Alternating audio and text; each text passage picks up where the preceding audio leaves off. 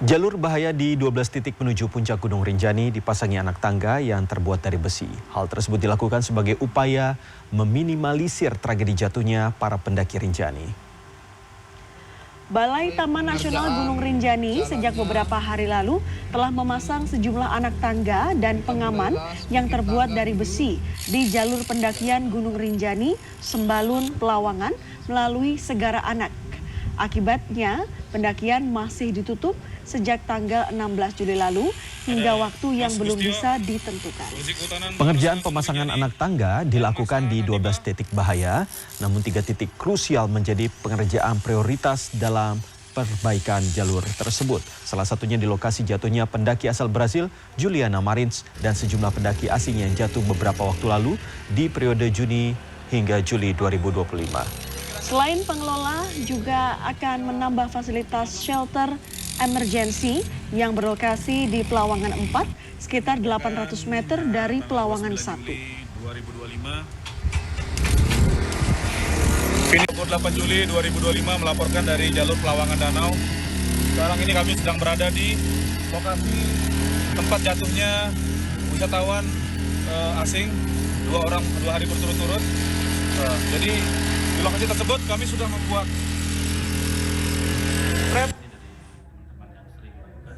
Kegiatan pendakian itu ada 12 titik yang rawan, namun ada 3 titik yang sangat krusial, ini menjadi prioritas perbaikan. Betul, salah satunya di tempat insiden kemarin, dan itu yang kami lakukan perbaikannya dengan konsep menggunakan tangga.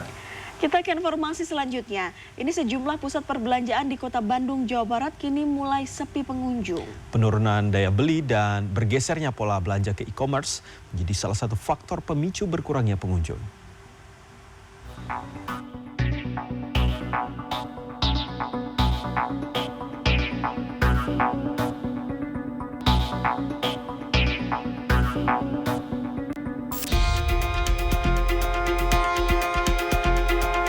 Inilah kondisi sejumlah pusat perbelanjaan di Kota Bandung.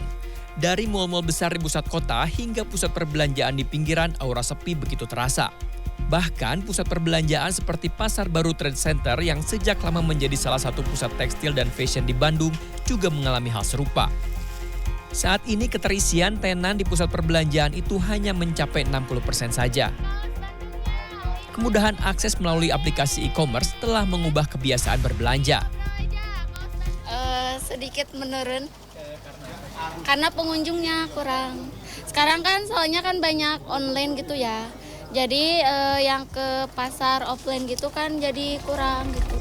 Pasar baru oke kan Pak? Secara fundamental ya, itu terjadi juga perlambatan peningkatan daya beli masyarakat ya. Itu bisa kita konfirmasi dari meningkatnya jumlah pengangguran meskipun TPT-nya turun ya. Kemudian juga meningkatnya jumlah penduduk miskin ya. Itu secara fundamental mempengaruhi ya willingness to pay masyarakat, dan itu sejalan dengan berkembangnya rojali dan rohana ya. Nah, jadi saya kira itu mengkonfirmasi. Pengelola mal dan para pelaku usaha dituntut lebih kreatif. Tantangan yang dihadapi pusat perbelanjaan di Bandung adalah cerminan dari dinamika ekonomi dan perubahan gaya hidup masyarakat secara nasional. Upaya kolaboratif dari pemerintah, pengelola mal dan pelaku usaha dibutuhkan untuk menemukan solusi jangka panjang. Yogi Prayoga, Helmi Suryanegara, Bandung,